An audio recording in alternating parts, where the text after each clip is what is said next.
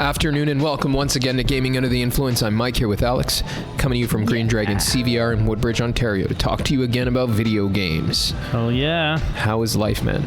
It's pretty good. It's actually really good, all things considered. How about you?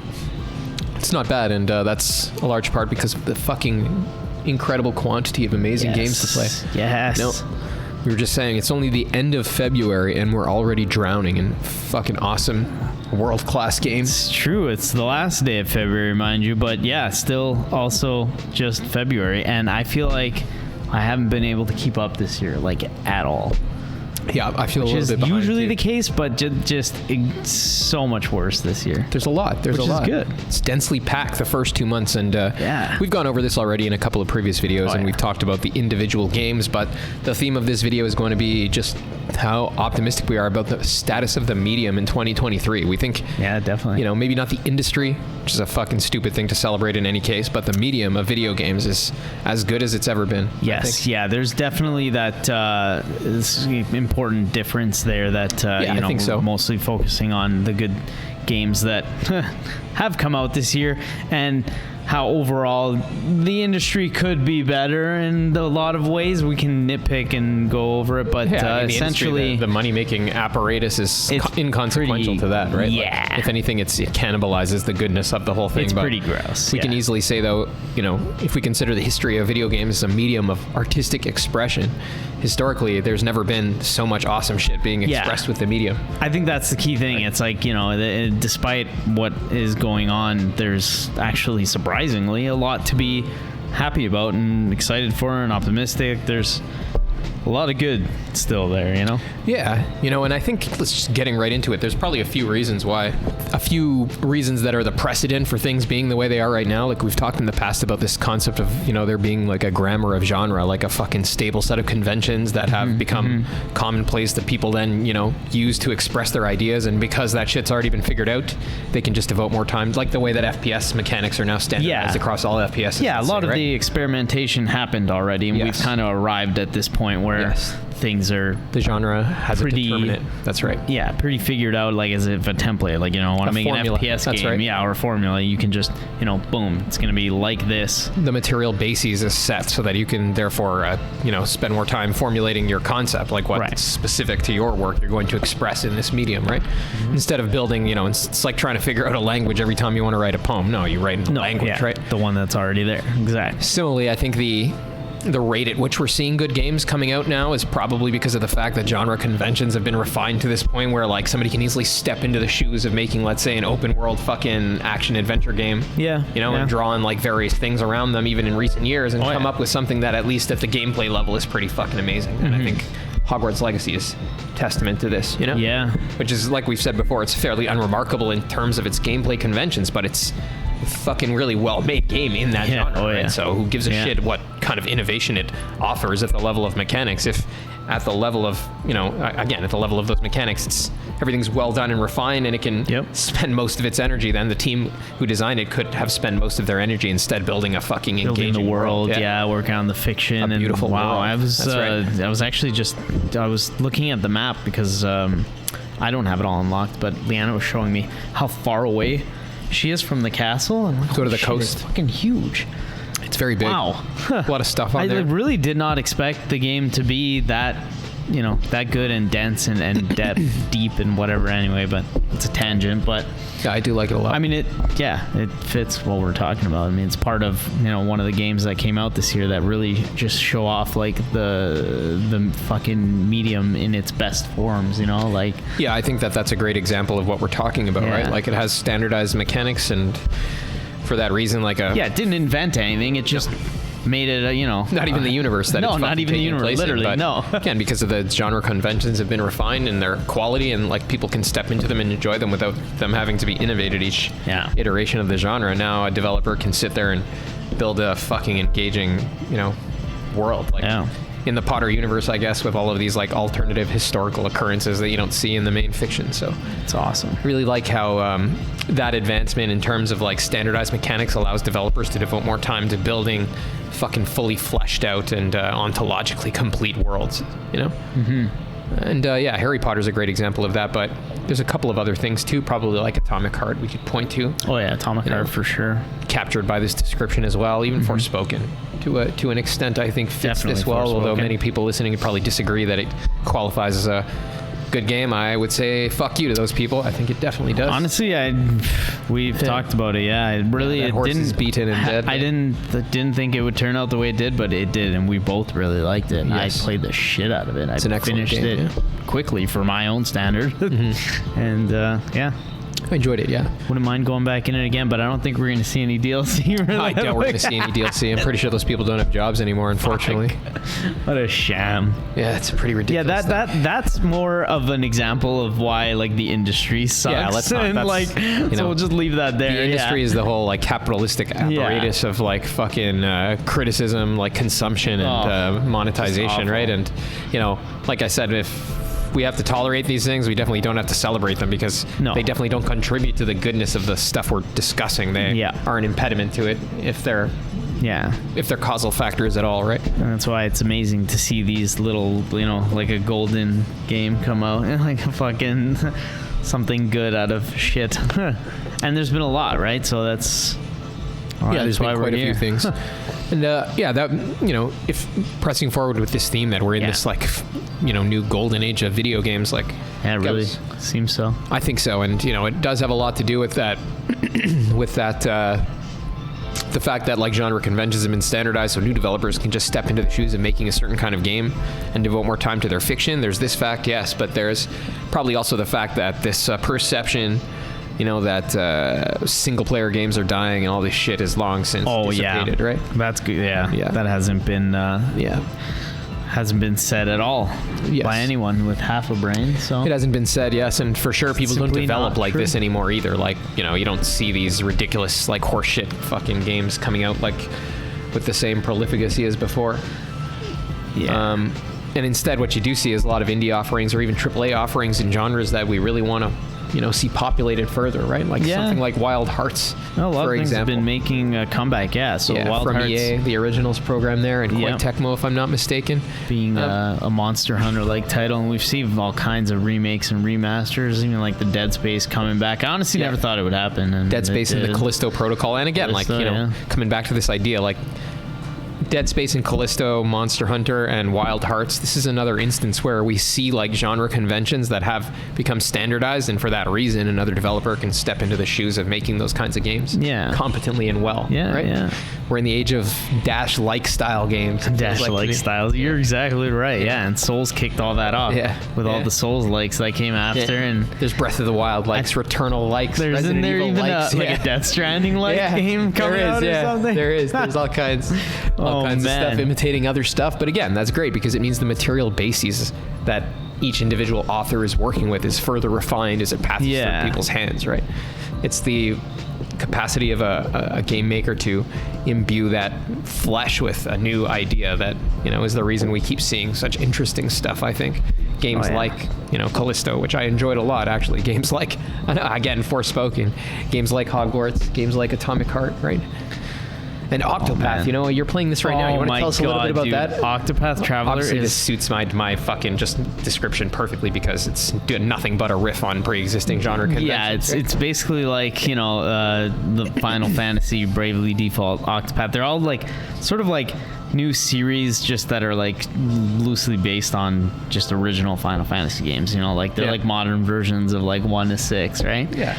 And oh my god, for someone who doesn't hold really any nostalgia to those specific games, like I started Final Fantasy at 7, I never even played 6, so it's not like nostalgic for me or anything. I just fucking love them. I love that they're like it's a new a new batch of 8 characters and 8 new stories. They're smaller, but I don't know what it is, man. Just when the music comes on in Octopath Traveler, it's like it hits me perfectly. I love it. I'm so happy to be playing again, and I started with the Thief to kind of continue what I did in 1. I don't know. I don't even know what to say, but just it's like jumping into a familiar thing and just falling in love right away. I'm so excited for Octopath 2, and I wasn't hyped up to release. It just kind of came out, and I was like, oh yeah, I forgot about it. And right away, it fucking hits the right notes, It does. I think JRPGs are the perfect genre that the perfect genre to verify the the description of like why things are good now that I just offered you, right? Like I think it's because just like with Octopath developers who have some kind of worthwhile concept, they don't have to sit there and worry so much about the technical or material requirements involved in expressing that concept, right? They can step into these pre-existing genre conventions and just build a really cool world, characters that we want to experience, right? Because just tell the stories they want to tell, do whatever it is they want to do, right? We talked about before how like RPGs, especially JRPGs, they're kind of like the most novel-like video games because their focus is the conduct of human life in fiction, right? Yeah. And the world that this conduct takes place within. And the great thing about JRPGs is how they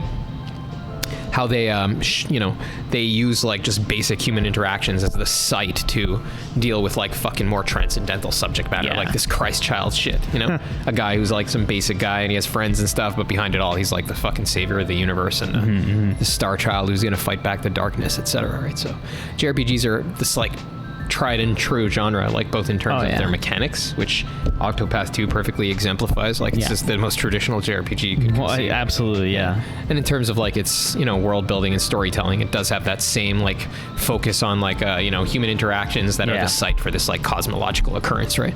So I like that, man. I guess, if I had to guess or summarize like why I think things are why the medium is in such a good place, it's because like it's materially like developed to the point where now like people can with greater ease express their ideas, and those ideas can be of greater complexity.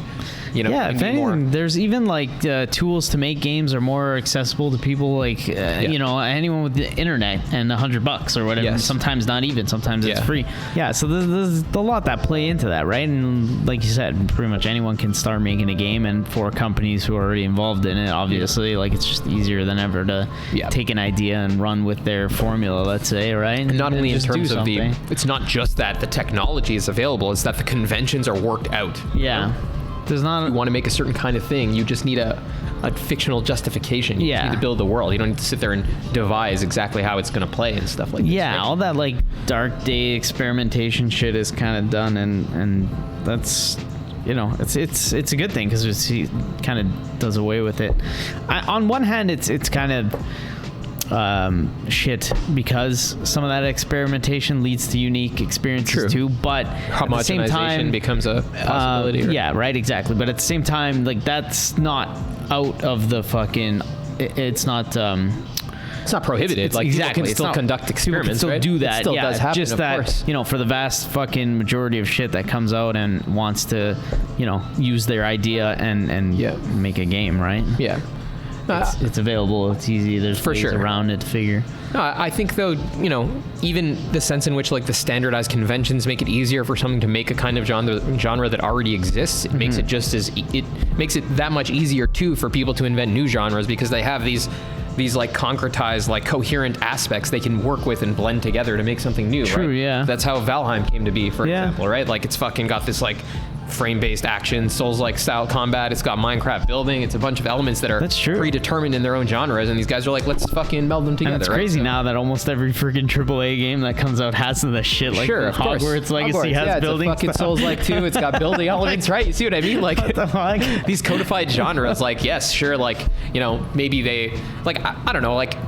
It doesn't really seem like it increases the risk of homogenization to me because it doesn't make it impossible for people to experiment, and if anything, it makes it easier because they already have like places to stand in conducting their experiments. Right? Some starting points. Yeah, fair enough. I don't think like formlessness from which people started back in dark times like is really like an advantageous thing, right? Like definitely. Yeah. I don't think that's tantamount to freedom. It's tantamount to like incapacity, to impotence in a sense, right? Just starting off on the wrong foot and carrying it on through. There's this idea in fucking, in Aristotelian philosophy in the 20th century that like in the evolution of the human beings from more primitive life forms, like the genesis of what a human being is, it required sufficiently complex material basis, right? Like a fucking intellectual process couldn't occur in a fucking germ or a plant because the sufficient material parts were not present to enable this process. Even if we don't think the process is reductively material, which I don't, like still, the point is you need that sufficient basis to have the more complex process atop it, right? And I think the same is true here, right? Like you know, when you had nothing and people had to build the fucking literal, you know, the language, so to speak, fucking from scratch. engine, the fucking Not the literal, the metaphorical language in this case, from scratch every time. Yeah, they had to go and devise like not only the technology, but like how would it play? You know, how would you interact with the virtual space, right? Like, yeah, that's a great debilitation, right? It's a handicap. It's not a fucking advantage. It's not, you know. And now that again things have been standardized, like FPSs are better than ever. You know, at least in terms of how they play, because of the fact that like these mechanics have been devised, right? And it's like this in everything, bro. Like it's like this in guns, in cars, in fucking any kind of technology, any kind of material basis that people need for anything. Of course, as it's perfected through time and passes through different hands, like the material basis, maybe not the fucking things people are doing with it, that could vary and get worse, but like the technology that's present now, it's linear in its progression, right? And I think that's true here too. So that's I think like the reason why, at least in terms of historical and material conditions, why we can look around us and say, yeah, it makes sense that shit's so good right now in terms of the medium, right? Like we've reached this point in history where so much stuff has been done that's awesome that people have a great starting point in their own ideas. It's very true. It's easier than ever before, and we've seen the fruits of that come through. I mean, even just this year, we were constantly messaging each other at night, like, how are we going to do this? Like, there's so many games. You're trying to finish Hogwarts. I started Prime, Metroid Prime, and then started Octopath like an idiot. Hearts. I still haven't finished Dead Space. I haven't finished any. Dead Space. I was lucky to finish Forspoken at the start of this year, and I feel like there was one other game. I've been putting back a few of them. I think I finished Forspoken, I finished Callisto, and now I'm about done Hogwarts. I'm getting into Atomic Heart. Wow. I'm happy with my progress so far this year. You know, anecdotally, like maybe in 2020 or 2021, I have this note still stuck to my wall where I fucking wrote down all the games I want to finish. I was like, I want to finish Octopath. I want to finish fucking Ghost of Tsushima, blah, blah, blah. And then like fucking, I think like a month or two after I wrote that, I wrote on top of it, like, there's no point in finishing these fucking games. You know? Who gives a shit about Jin's dad? Right? Who gives a fuck? Not me. I'm just saying, like, this, I know. The thing that Honestly, I did like the ending of that game, but I see what you're saying. It's just what attracts you about something. If it's absent, maybe you don't agree that these particular games are not worth seeing through, but like, you know, the point is that if the fucking thing doesn't captivate you, if you don't look at it and see something good in itself, then why pursue it? Then why buy it? Yeah, no, totally. The whole purpose of engaging with poetic expressions, of which games are a high instance, I would argue, is because they exist to be beautiful, right? So they're a good in themselves, that you participate in an experience. So if it feels like a fucking job, if you're not fully bought in, then exactly. You're doing you don't see it, and that's fucking good, man. That's fine. You know, nothing can be beautiful to everyone. It's impossible. Fair enough. It's an epistemological impossibility, right? Because we're all different, and insofar as everything is finite, and so are the receiving minds that are gonna participate in those things. Then we just can't react to everything the same, insofar as we're different, right? So, but yeah, just in terms of like finishing games, like go where your heart takes you. Yeah, exactly. Right now, it's fucking Octopath Traveler number 2. Been streaming it on the channel if you want to check it out. I really wanted to put down Hogwarts when Atomic Heart came out, but I just pushed through a little bit, and I'm so happy I did, man. So you end up like me. Like, I want to finish Prime 2. I've been streaming that on the channel too, and I think, I mean, that's not a very long game. I could probably bang it out in another couple of days, maybe, and then jump back into Octopath, but Octopath's going to be tough to give up.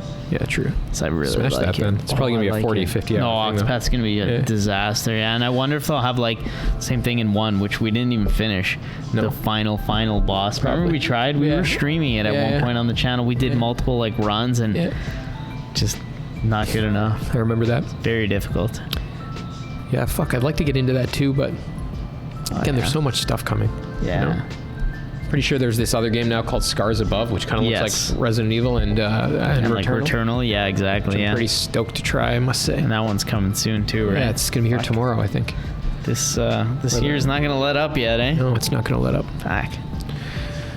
Yeah, it's worth playing whatever you feel like playing, and you know, I guess if the theme of this episode was things are fucking great now, that's my understanding of why, right? Like, and I guess though, you know, this is not something we can really like philosophize about, because who the fuck knows what's going on in people's heads, but it's encouraging to see like the fucking, gives me faith in humanity that I usually lack on most days, to see like the fucking, the kinds of things people are still capable of conceiving and expressing, right?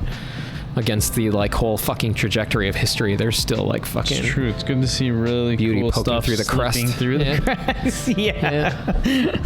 Yeah. Fuck's sakes. Yeah.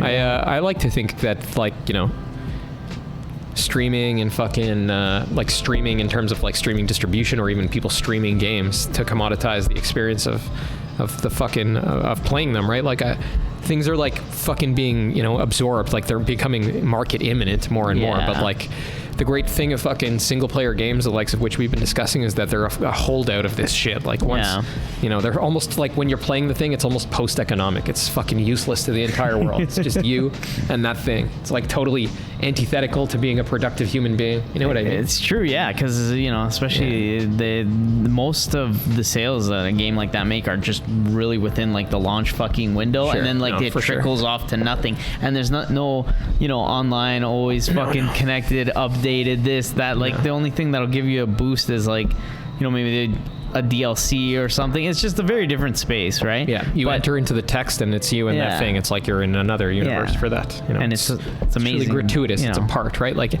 that's why, like, you know, I feel like, at least for me, we're talking about our optimism, and for me it's because of the resurgence of those kind of games. I like to look at like fucking, when I look at esports and things like this, dude, like I can't help but feel like to some extent this represents like the world like clawing its way back into the fucking thing to reassert itself and say, no, I do have a place in it again, right? I can make profit off of it. I can it socialize definitely, it, right? It definitely is what, like, let's say EA, for example, or whatever, would want all the other games to look like, because those are like we've big been through that. Yeah, that was right? like that's what they fucking want. Can you imagine that? Dude, remember that, you know, when there was a push for all games to, but it didn't happen. It was defeated, eh? It's slowing down now. Like pretty much everybody knows when, you know, a live service everything game was going to be live service, but now it's not. Now it's like, nobody's playing that. How long is that going to last? Like, its death has been written in stone a while ago. For a few years, like we were being told, that's the way it's going to be. Every game's going to be this way, right?